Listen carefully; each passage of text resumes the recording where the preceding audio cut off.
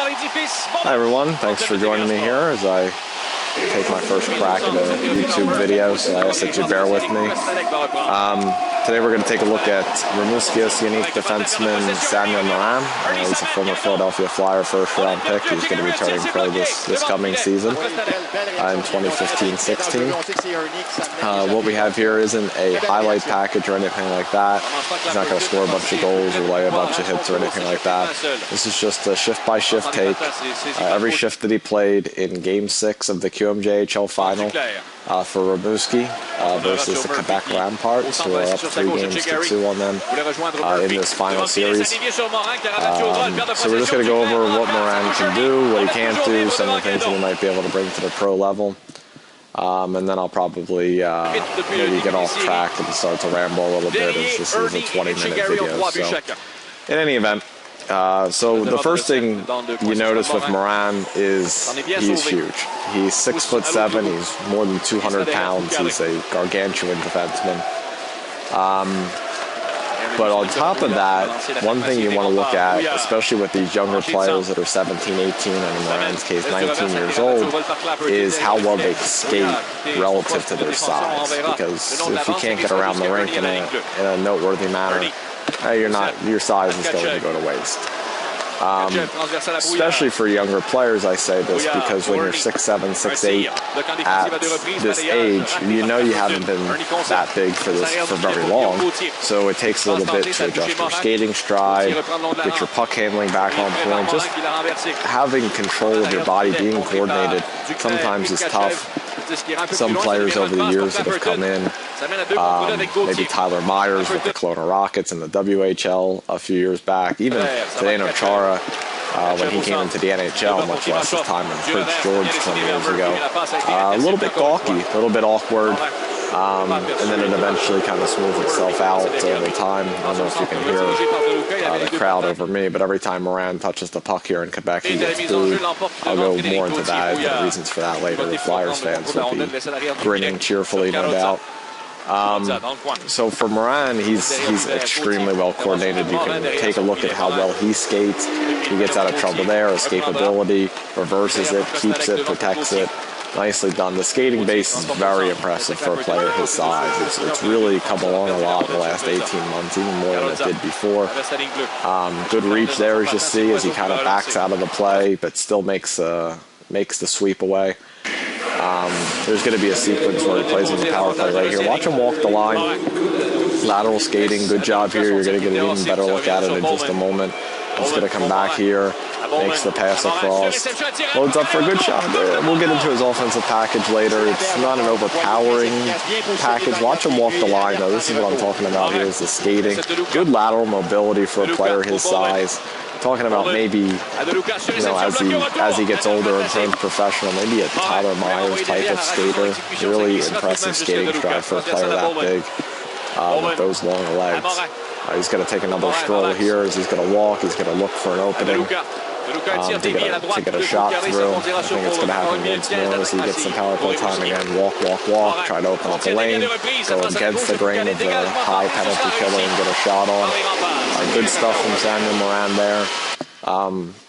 We can combine the two items here as I want to touch on the most important trait for any prospect is hockey sense, intelligence on the rink. It's easily the most important thing when evaluating a prospect. You really have to know the game pretty well in order to kind of diagnose that. And not all players in the NHL have it. A lot of high picks don't have it. As you see him make a nice headlong rush here. Why is it important? Well, it's important so you're not chasing the play around. If you know where it's going to go next, you have a huge advantage as opposed to just chasing the puck around and chasing plays out high. You can take yourself out of position looking for hits. And two, you don't learn from your mistakes. If you don't understand the game, you're never going to get all that much better. Your physical tools might improve, but your ability to use them is hindered by the fact that you can't identify the situations which you should use a certain tool. So you never meet your full potential. A lot of players bust there. As you see, Morin has in addition to being 6'7", he has about an 80-foot vertical as he tries to keep that puck in at the blue line. So you want to make sure that you have a player that can think the game well. There's been a lot of high picks. Even recently, Jared Cowan of the Ottawa Senators, Lucas Abisa of the Philadelphia Flyers, is now on his third or fourth team or whatever it is now. He's in Vancouver. Just players that just don't think the game all that well, and as a result, they really aren't all that much better than they were when they were rookies. That's not the case with Morin. I won't exactly call him a genius on the rink, but he's very smart in terms of his hockey intelligence. So he gets caught going a little bit outside there, a little bit of a bad bounce. He recovers well, protects the front, protects that passing lane. But he makes good decisions. He makes good decisions with the puck. He's one thing that you note about him. I'm a little bit all over the place here. One thing that you note about him is that despite maybe not having a robust offensive package, he's a player that displays good puck poise. So he gets crossed up a little bit here. The entire team kind of gets destroyed there by the top Quebec line. He displays good puck poise. One problem with a lot of defensemen that are defensive-minded or physical or big or what have you is sometimes they get a little bit of the yips with the puck. A couple of players in the league, maybe someone in the Philadelphia defense over the past few years, they're a little uncomfortable with the puck. So they get the puck in the corner on the retrieval, they see a forechecker, and then usually there's two speeds that they have, not out and icing. And frankly, in today's NHL, that's just not that it was ever good in any NHL, but Koslick's going to score a mid-range shot here. That was Morin's partner for the matchup. That's not good enough. It's not something that coaches want to see. Even if you're making a simple D-to-D pass, just to get the puck into an area where it can be exited from the zone is a big deal. Pucks in, pucks out at the blue line. You hear that all the time. You want to make sure that you're doing that right, and you got to have a player that's capable of handling the puck. And Morin, again, he makes a couple of rushes in this game, and he gets a couple of good shots on. But really, the key is, above all else, is you want to make sure that he has practical puck skills. He doesn't have to go coast to coast as he makes a skate-to-stick touch there, showing off his coordination some more. You just need to be able to make the simple plays, and defense will return to offense. And Morin does that. In fact, he does it maybe above what you'd expect from a player of his type, is that he shows good puck poise, he goes back on the retrievals often, and he's the first touch when it gets out of the zone. And he does a whale of a job with it. So that's a huge stepping stone. A lot of guys will come in, even into the pro game, where they'll be just a little bit nervous with the puck, and they just glassing out, and that has a time and place. But Morin takes that extra second, he takes a breath, he settles things down, and then he makes the appropriate play. And that's a big thing for a defensive player. I'll use this to transition into talking about his offensive upside. It's not huge. He can skate, and he's got good reach, and he makes a good outlet pass. So, this is going to be a giveaway here that'll end with Barnes tonight.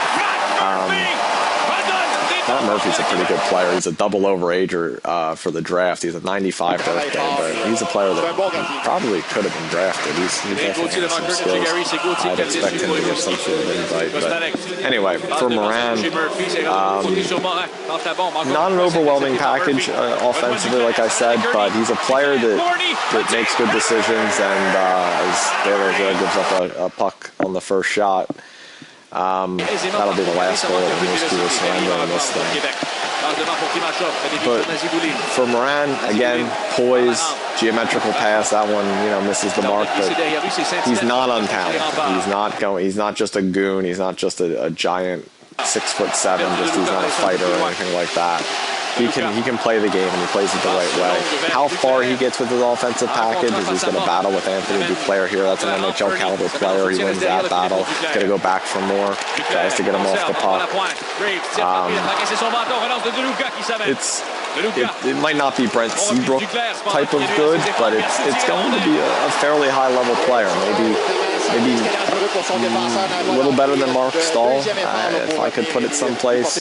it's a little bit tough to come up with these things on the fly, but you know, he's not devoid of talent. I'm not sure if he's going to really take on the game offensively. I think there's going to be other players that can do that for Philadelphia down the line, like Sanheim or Gostisbehere. He's this type of player. Take away time and space, good reach, penalty kill. Those are the things that he's going to do. And he's going to be a calming influence on the back line as he peppers that one on from about 55 feet. That's the type of game Morin has. He also has this type of game. Watch the agitation factor here. This doesn't remind you of Chris Pronger. This is Zach Fucale here of Quebec. Here comes Morin. Gives him a close shave. And no penalty there. No one saw it. Fucale is apoplectic as no one spotted that. As we'll see, there's going to be a false face-off. And they're going to zoom in on Morin. You can see why this crowd boos him often, as he has thrown a number of their players in the garbage over the course of the season because of how the QMJHL schedule works and how this playoff series, this goes the distance.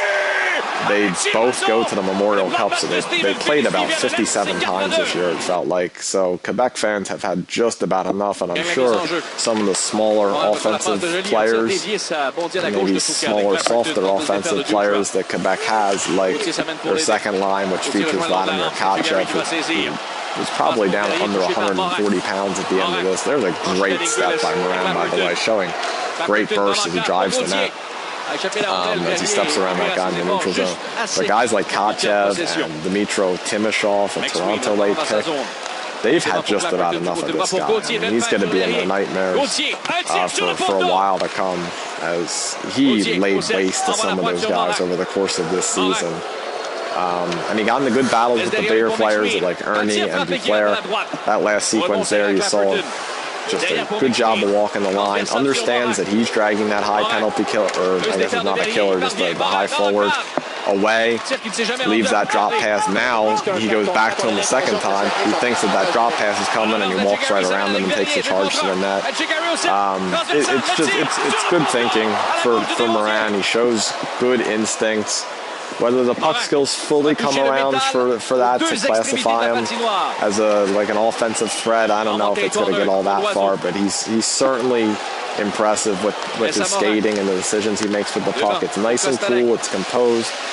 Tape passes, get pucks out, and that's really all you need. Anything else is going to be icing on the cake. As we see this continuously wind down in the second period here. But as part of this Philadelphia defense going forward, as Morin's going to win this foot race here, watch him box out, roll off the guy. Maybe if he knew where the puck was for sure, he might have finished him off there. But he didn't want to take an interference penalty with his team season hanging in the balance. They have 20 minutes to try to make up 2 goals on this Quebec team to extend it. But there's just a good understanding. He understands the fundamental principles of defense. He protects the front of the net well. He's boxing out players, walling off players, getting them away from rebounds. He's a pretty refined and pretty polished player overall. He's come a long way in the last couple of years, just in being overall coordinated. And, again, his skating is really incredible for a player his size.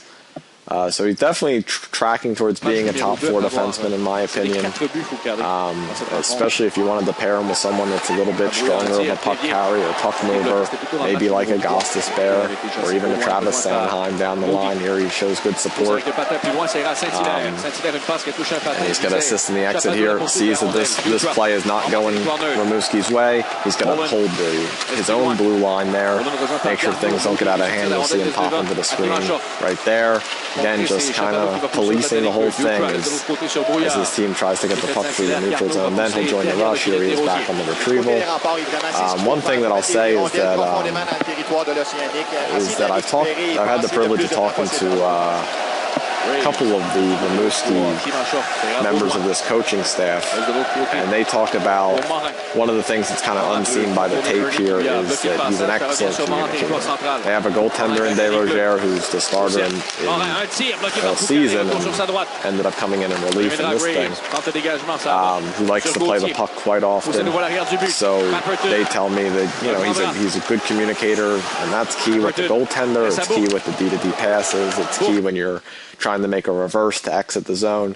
Morin kind of dictates those terms a little bit. He's the one that calls out switches when he gets, onto his wrong side, onto the right there, where he's not as useful. Obviously, most players struggle to be on their offside.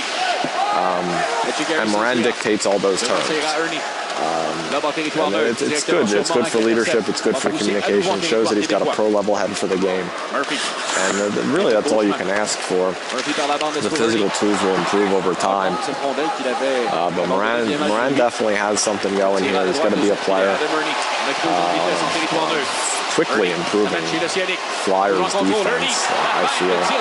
So he kind of gets beat a little bit outside there by Adam Ernie, but that's a player that's going to be close to being in the NHL in the next 18 months for Tampa Bay, so as if they need any more forward help. Again, here it is, nice and cool, not in a hurry. Starts the breakout, everything's under control, nice and clean entry there. Just an overall, just a very good job. So we'll continue to watch. As this game winds down, it will end up in overtime. I hate to spoil it, but Morin won't play a shift in the overtime. It ends too quickly. There it is. There's a good switch there. His defenseman there on his side, so he goes back to the front of the net. That player, a lot of players end up down near him, as you see there, as he buries another one.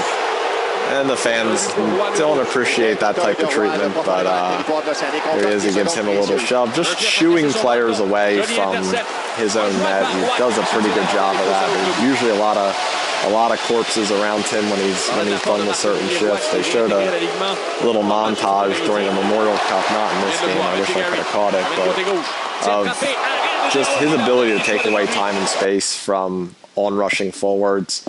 Sometimes what you'll see with a lot of skilled guys who want to slow the game down is they'll rush and get across the blue line, gain the zone, so they're fast enough where they got away from the back pressure, but they think that they left themselves a little bit of a gap between them and the defenseman, and oftentimes that's the case, especially at this level. You can back guys off and kind of have your way with them.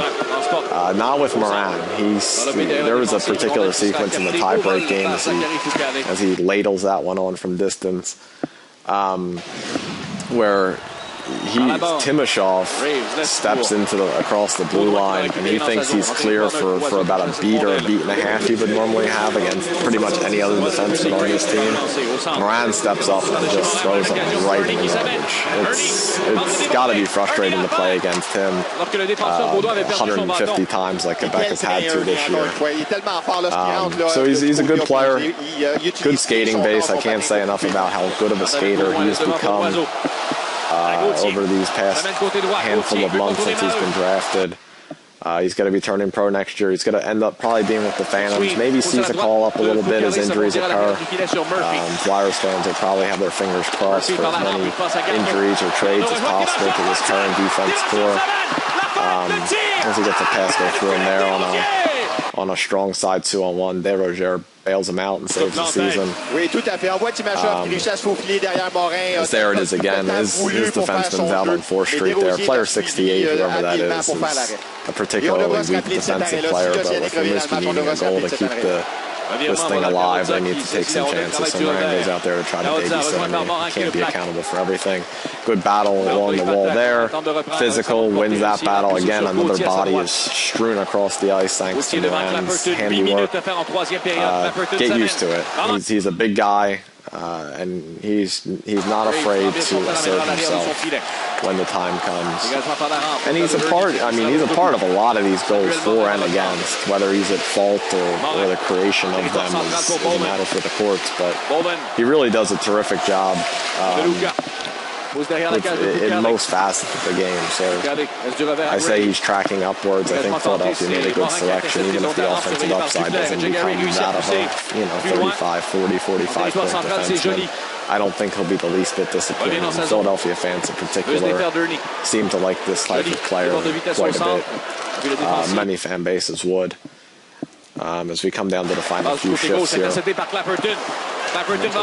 just watch TVA Sports kind of take this over a little bit as Rimouski will attempt to tie the game again. This will wind down at the end of the third period for Morin as he walks and gets a good shot on. That's another thing I'll touch on just briefly, is that because of his lateral mobility, he's able to walk and open up lanes, whereas you might not expect it from a cement-footed player. Morin's going to make a pinch here. He's got to. He knows there's only about 4 shifts left in the game, maybe 5. So they need a goal here. Keeps him at bay there. I'm not sure who that was. I can't see the number. Keeps the player at bay there, keeps the middle of the rink, doesn't let him get across his body, get across the goalie's face. These are big things here. He's going to have a skate, get the puck in deep. Again, maybe you can hear it over me. The fans booing Morin as they do not appreciate him, and this is certainly not the last time. Again, there's a little collision. For some reason, accidentally, bodies are strewn across the rink thanks to 55. And it's just something we're going to have to get used to, and people in the NHL and starters of the AHL are going to have to get used to down the line. 3 shifts left. This is the third for Morin. The top of the third for Morin. As Rimouski will try to tie the game. There he is again, nice and cool and collected, waits for an outlet, doesn't just throw a puck into a pile of bodies. There's about 10 legs and 5 sticks there in between him and the goaltender and the net there. Didn't pull the trigger. No reason to. If it gets blocked, it's going the other way. They're trying to get the goalie out and everything like this. Again, gains his own there. De Vogera off the bench.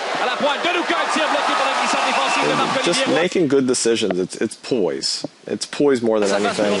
They're gonna tie this thing here as Morin is gonna line up on his offside, which is typical for offensive zone draws. He's gonna let this go. We'll give him the benefit of the doubt that it goes intentionally wide, and they're able to put it in. That's Samuel Morin, if I'm not destroying the front line with too much, that ties it. So that's it. He's going to extinguish the last little bit of this game. Again, he won't make it into overtime because it ends too quickly. Kostiuk wins it. So that's it. So that's Samuel Morin, tracking towards being a top 4 defensive-minded defenseman, and that's it. So thanks for watching. I hope you enjoyed it. And hopefully I'll be able to produce another one in short order. Thanks very much.